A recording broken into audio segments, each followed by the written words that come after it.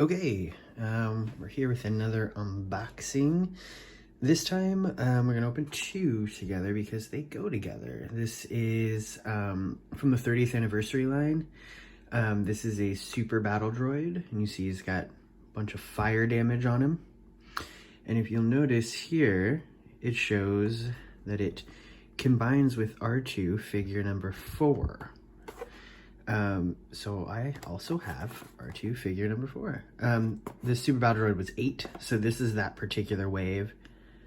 2 mystery ones, but there's that R2.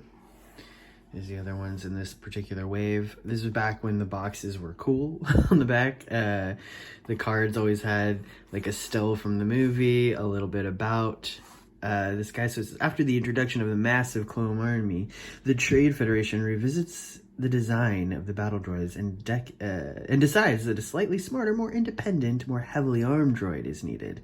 The result is a much more powerful and deadly super battle droid. Smarter, I guess, maybe than the B1, right? But, and then it gave you little specs. Combat droid manufactured by Bactoid Combat Automata.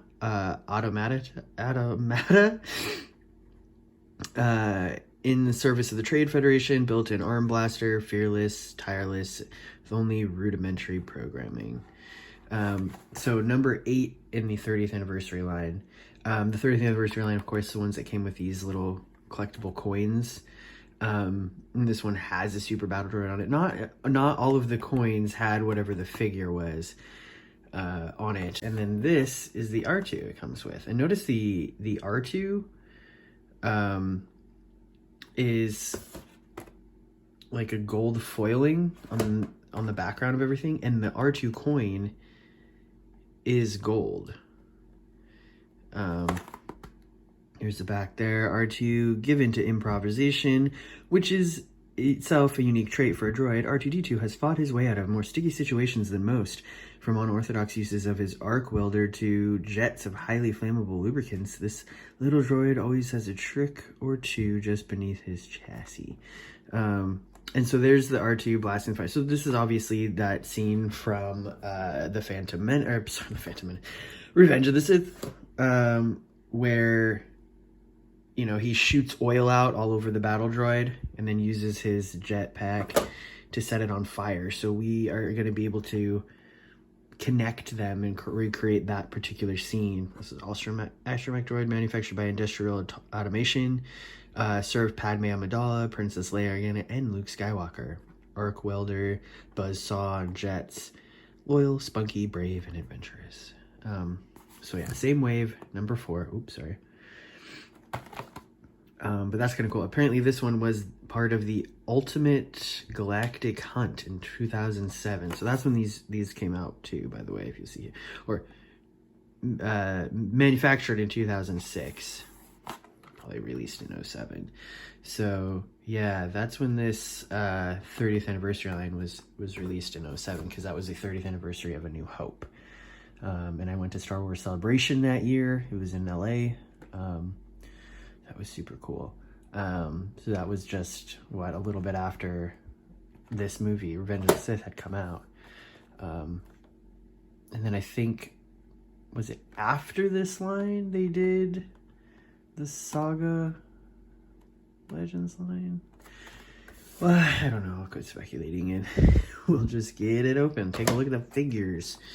Alright, let's open this battle droid first. So, yes, I am a collector. I'm a loose figure collector. So I like to open mine and display mine on my droid shelf. If you haven't seen that video, I do show what I have so far. So essentially what I'm trying to do is I am trying to create a droid shelf that encompasses, I'm trying to get every droid figure that has been made, at least every kind of droid represented, meaning I don't necessarily need multiples.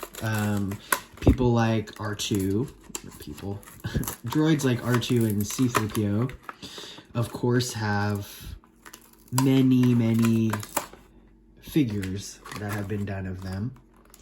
But I'm not trying to get every single version. I just need at least, you know, one representative each, so that like these battle droids, I have a B1 from the Phantom Menace, the clean version. Just in Phantom Menace alone line, they released the clean version. There's one that has like the slice version, they call it. Looks like it has a slice across it. There's one that's blaster version, little blaster hits all over it. And then there's one that is the dirty version. I don't even need necessarily all 4 of those. I will probably, let's be honest, I'm a collector, so I will probably get to that point. But first, I'm just trying to get every droid that they have made represented on my shelves. So I have about 21 so far on the shelf. So, oh, okay. This line looks like came with, this is back when they were doing like little catalogs to everything to show you. There's some more of that line. There they are. We also had a Sith Infiltrator, V-Wing Starfighter. This is kind of cool, giving you a snapshot of the kinds of things they were releasing at the time. All the Stormtroopers from the Tantive 4 and the Rebel. There's the comic packs that they were doing. I used to have one of those. So I used to collect for a little bit, and then I stopped for a long time, and I got rid of a lot of stuff. Unfortunately, I had a bunch of these comic packs. I had the Mara Jade one, was my favorite one, Mara Jade and Luke. But I don't have a lot of that anymore. Oh, there's a Nerf blasters. A Transformer Star Wars, and they're trying to cross their, Hasbro trying to cross their lines. Trading on Dagobah battle packs. They gave you a bunch of figures together. So there's a little snapshot of what was happening during the 30th anniversary. That's kind of cool to keep. And then what else we got in here? We've got, what is that? Oh, that's just the warning sticker. So there's that bubble. And then I do keep the card backs. Just because I think it's neat to the evolution of all of the card backs, and how now when they release card backs they kind of suck. I mean, the vintage collection, you do get at least what the rest of the wave across the top, but there's so much legal jargon that like takes up all half of the card. It just doesn't, they don't look like this anymore. All right, so there's that guy and hit the little tray. Let's pop out this coin.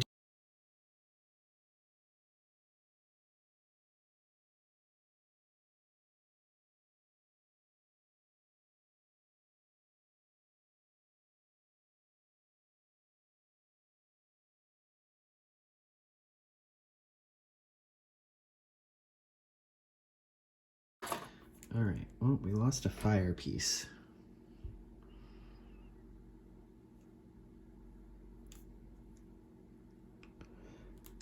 I don't even know where this connects.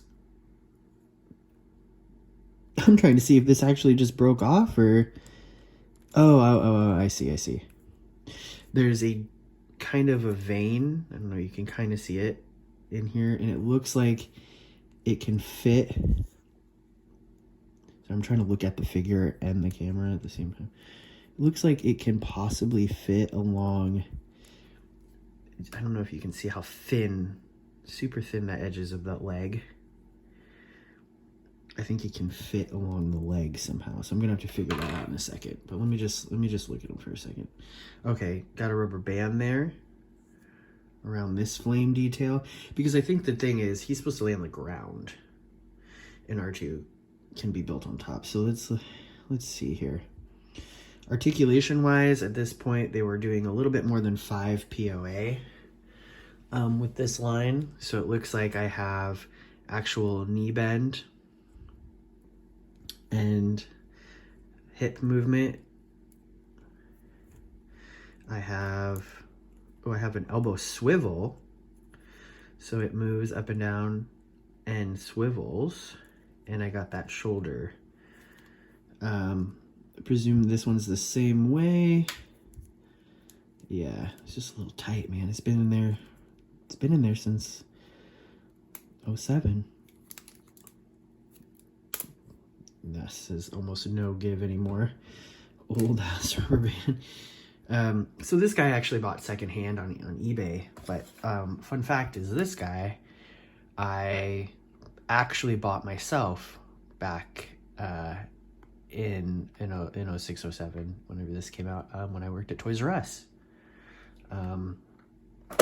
So probably got that guy on a discount. All right, there's the flame piece. Let's see, I can get it to kind of focus. It's got some, I guess maybe that's supposed to be like the oil, some of the oil bits that haven't been burnt up yet. And there's the back of it, molded to just kind of fit, looks like, precisely on the body there. But then let's look at the figure itself. So this is kind of cool because it can be displayed. Oh, there's another bit of articulation. He's got the little chest move. That's just a little back and forth. But that's, technically, this is the first figure I've opened so far that has had that bit. The majority of the figures I've opened, if you look back on my stuff, have been Power of the Force. So they're just very, very minimal articulation. But okay. And of course, there's no head movement because these guys, their head was like that, just pushed in. It didn't move. But let's see. No movement on the feet. And this foot is kind of bent. So I don't know how well. It does have peg holes. But I don't know how well he's going to stand on his own. Yeah, he's kind of leaning. Yeah, you're gonna need, if you wanted to stand up well, I suggest some museum putty, blue tack, or a stand. But okay, so let's get him ready. Got that fire there, and that fire there. I'll open R2 real quick, and we'll get into that. Alright, so sorry if you hear my heater in the background. It's a very loud heater. It is pretty cold here right now. Alright, so there's that gold coin. So I don't know exactly how many were part of this Ultimate Galactic Hunt that were the gold ones. So that's something I needed to look into, but so I don't know how many had this gold coin, but there's R2-D2, says Astromech Droid, and it's got the rebellion symbol on there, Revenge of the Sith as well. So there's those two. I got him ready to go, laying on the ground, figured out where the flames go. Now, R2 out of here. So let's look at the R2 for, oh, hey, oh. No, maybe have to get these flames out too. Okay. Okay. Pack out of here. So you'll notice the flames are all look like, maybe this okay, this does come off. So this is cool. I think this is maybe technically the first R2 figure that had, let me figure out how this works here. There we go. I think this is the first R2 figure they made that had jetpacks on the side. So he's got some oil splatter, looks like, back up on him. Oh, you got his legs here. I got another rubber band. You see that? They loved banding things together at one point. They were banding some of these lines, you know, when you got a character that had a lightsaber or a blaster, it had a rubber band on there as well. It really has no give to it anymore. It's just, yeah. Let's get rid of that. All right. So let's see here. So, I mean, he's pretty detailed. At this point, he's got a lot of wear on him. Look at that. He's pretty detailed. More than I expected. He's got rollers on him. So I know I have an R2 for Power of the Force R2 that was from about 97-ish, and he doesn't even have a center leg. He just has these two, no wheels, like super. He's the one that comes with little tools you can input in him, and you twist him and his little periscope will come up. But okay, so this is one of those retractable. Looks like it fits right in there, so he can be. Put him here. Stand up or twist.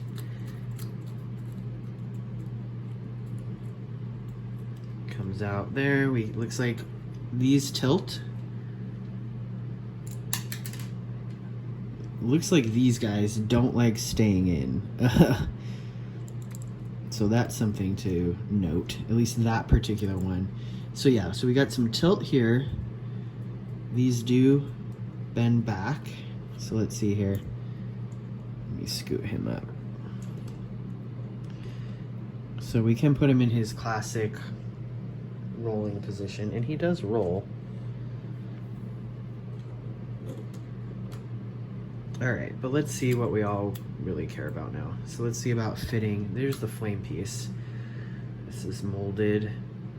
I mean, and this is pretty good. You got to think at the time, this is pretty good, you know, a pretty good mold, a pretty good coloring at the time. Look at that, you know, into the orange, into the dark oil that's being burned. All right, so let's fit, I guess first we can fit, okay. So the little rockets fit into here. His side rockets. So let's, sorry, do this. Let's keep it on camera. Okay, so that one's fitted in, and then this is the one that keeps coming out of him. So fit that in there like so. So there he is blasting off. Now we just got to figure out. That's what that bottom looks like. It's flat so it can stay. But I'm going to use the back of the cards. Both of the cards show. Oh no, they don't. It's the little piece in the front of. It's on the. It's on the bubble here. Here we go. Let's see a close up in that. Looks like they have his arms up. So let me do that. Arms up. To do. All right. Like, oh no. Arms up. And it's on either side there, and it shows him this way. Let me put this around. I'm trying to move around the camera so I don't shake you guys, but let me just, alright, let's see here. I think you just kind of put them over like that. Okay. Let me put this back on the leg here. Drop this down. So there we go. It doesn't really connect, you just kind of fit it over, and it kind of fits there. There we go. So let me take this off, and we'll kind of go down level. So there he is, flame there. Oh. They kind of meld into each other. This is the bit of the flame that came with the Super Battle Droid. You saw this all pieces, all R2. Come around this way. Kind of, you know, looks like it's all there together. There he is. Stupid little droid, or whatever they call him. Well, that's what you get. Don't mess with R2. Alright. Goes up. There's those flame, the jetpacks a little closer. You can see where the little bit fits into here. I like how, you know, they did take some time with the painting of him. I like the weathering. I like, you know, his power cables here, little, are, you know, different color. You didn't get that with the Power of the Force molds.